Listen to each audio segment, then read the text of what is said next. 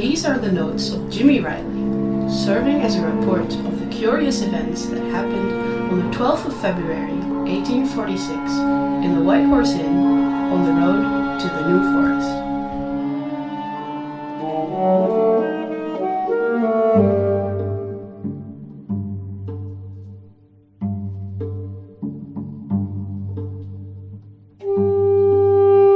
The Road to the New Forest. An audio drama by Emmy Nellison and Mimi Magoussen.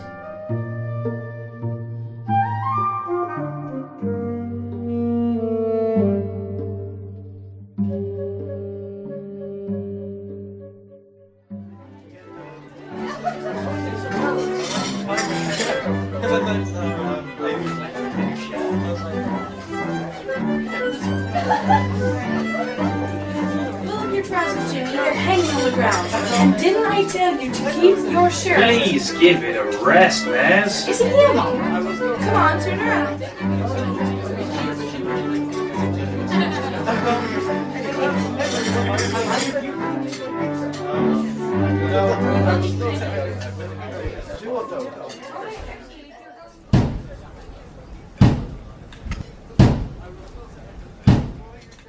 In the town of Tottenham there lived a man in terrible sin. He ignored his mother's calls and never visited his kin. We knocked on the door, proclaimed his doom. They kept me out, they catch you. The man knew he had nothing to lose. He went into the White Horse Inn.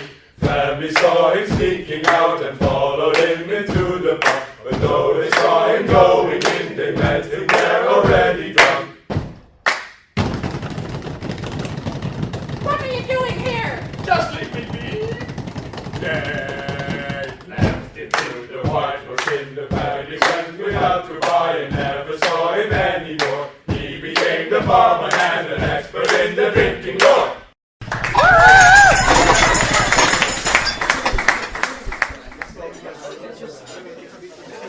And who's that scallywag over there? Archie! Oh, how much you've grown since last week. Tell me, are you eating your mother's onion soup again? No, because Daddy didn't want to peel the onion. Now, Jimmy, don't be too harsh on me. You don't see your father crying now, do you? I can peel the onions. Don't be silly, James. I can do it really. Hush, Jimmy. I will help you peel them, alright? Just keep it secret. No, they've already heard. Simon, did you hear that Jimmy and I were going to peel the onions? I didn't hear a word. You see, all settled. Archie, is that your new dog? Yes, it is. She's called Charlotte. Oh, can I? Yes, go on, go on. Not so wild, Jimmy. No worries, Mary. The boy's fine. And if I dare say so, better off than you, I suppose. Why are you two here at this late hour with this little chap tagging along? I needed to talk to you, Archie. I had trouble on the way today. Lost a few logs. And I'm afraid Bella is lame. Well, I'm not surprised. She's getting old. We should think of buying a new mare. No, it wasn't her fault. She got scared. Really? Not by you, I hope. Good one, good one.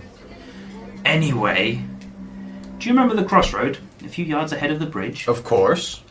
Well, by the time I got there this afternoon, it was already getting dark. The moon was not yet up, so I didn't see much, not even with the lantern. You know there's a waterfall close by? Yes, I know that. My sisters and I used to go there in the summers. Well, we were quite close to it. You could hear it rumbling from behind the trees, and it was very loud. I could hardly hear anything else.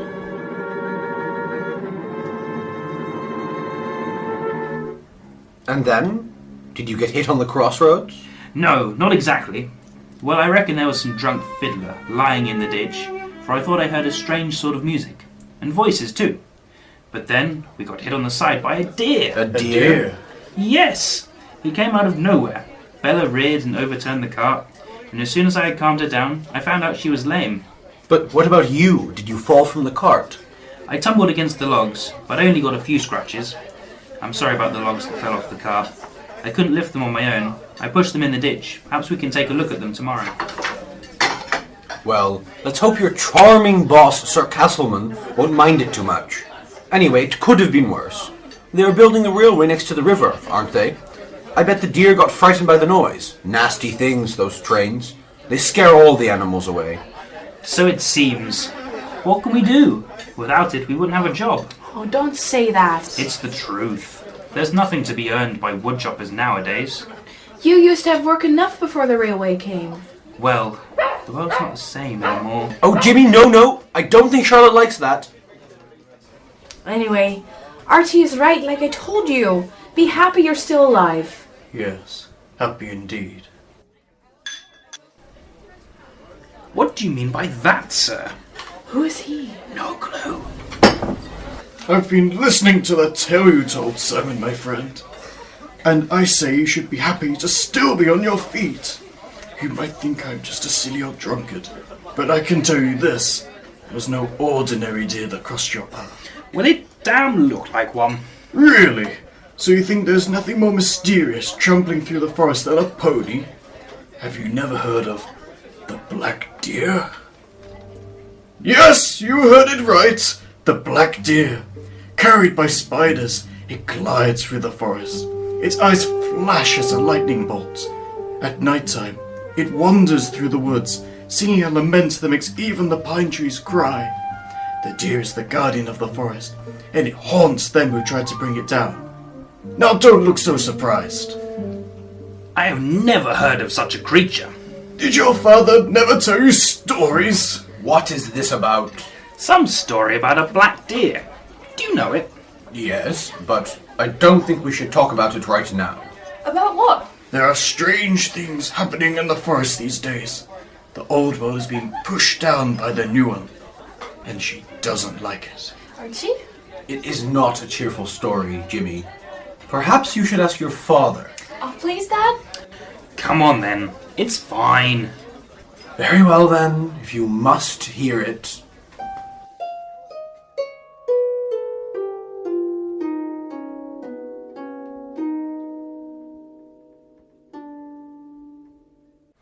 Many years ago, during the reign of King William III, there was a great need for wood. The king wanted to expand his navy, and therefore he ordered many ships. 30, or maybe 20 should do. Your Majesty, I'm afraid we do not have enough timber to grant such a wish. What are you talking about? The land is full of trees. Yes, but the plantations... Oh, I know. But what about that patch of forest in Hampshire? It's old and huge. And isn't it the king's personal property? Yes, it is. Then send some woodchoppers to the area to get enough timber for the ships. And maybe set up a plantation or two. I don't care for hunting deer that much anyway. And so it happened. Great crowds of men came to the area, and maybe they even sat in this very pub. Soon they set to work. They took down the alders and the ash, great oaks and silver birches. But some trees they could not use, and some bushes were too thorny for them to handle. So one summer's eve, after a day without rain, they started a fire to clear out the place where a plantation was planned, and from behind the river they watched the trees burn and the bushes blister. When the workers came back, they saw what they expected. The land was in ashes, but in the middle of the plain something remained.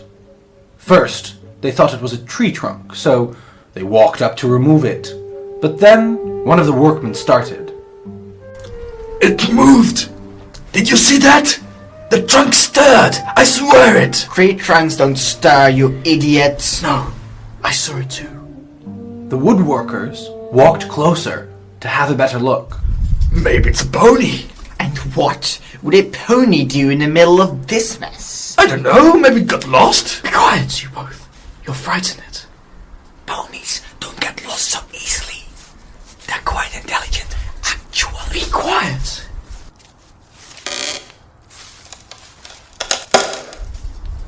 What did you do? Silence! But the creatures in the middle of the plain had heard the noise. Slowly it turned its head, and they could see its features. It was a deer, blacker than the night. Its pelt absorbed all moonlight, but in its eyes burned a light, shining like a mirror reflecting the sunlight.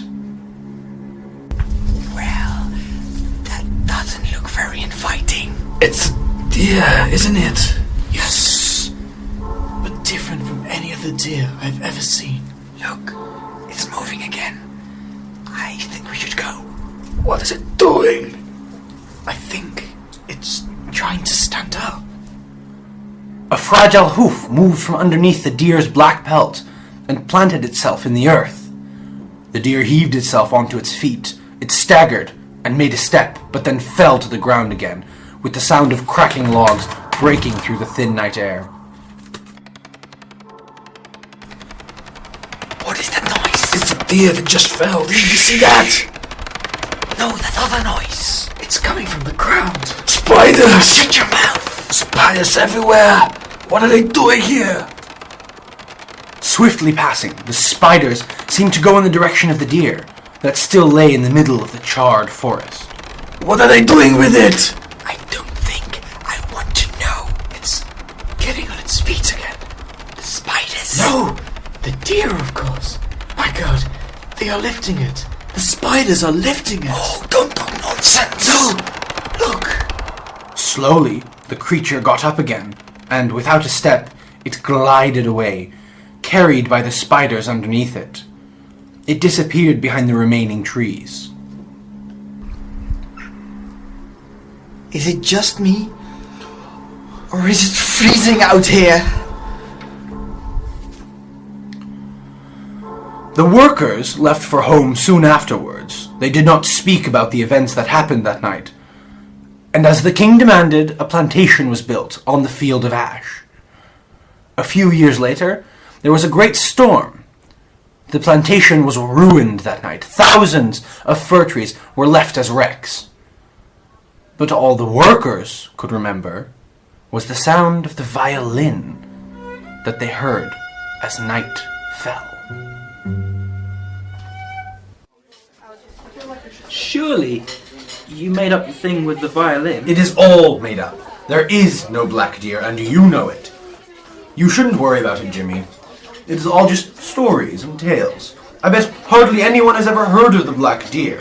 And I know no one who has seen it except for you, old man. But you have seen the bottom of your bottle all too many times. The deer exists! It is out there! Why, I bet no one in this pub had ever heard of the black deer before you brought it up. Come on, fellows. Raise your hands. Who has ever heard of it? Yes, come on. Who here has ever seen it gliding through the forest? Well, as a matter of fact, I have.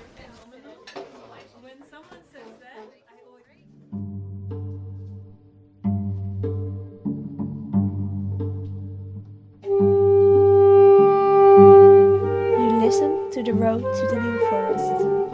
The text was written by Emmy Nellison. The music composed by Mimi Magousin. Editors Emmy Nellison and Mimi Magousin. Director of Sounds Anna de Bruin. Also, many thanks to our great voice actors. Fenne van Engelen, Bram van Overdijk, Bara Vissela, James Toos, Nicholas Rogers, Julia Andriessen, Yuri Ferry, Isabelle van Oudheusden, Korstiaan van Pelt, Kira Tehero, Antonia Bauer en Sebastian Meijers. But also our musicians: Joost Verhegem, Maartje Stro, Remo Kortbeek, Laurens de Mooi, Anastasia Tropina, Emma Tondeur, Julianne van Meerten, Roos Middelkoop, Yuri Ferry, Robin Becker, Jacob Hepkema, Alice de Franenberg en Peter Reddinghuis.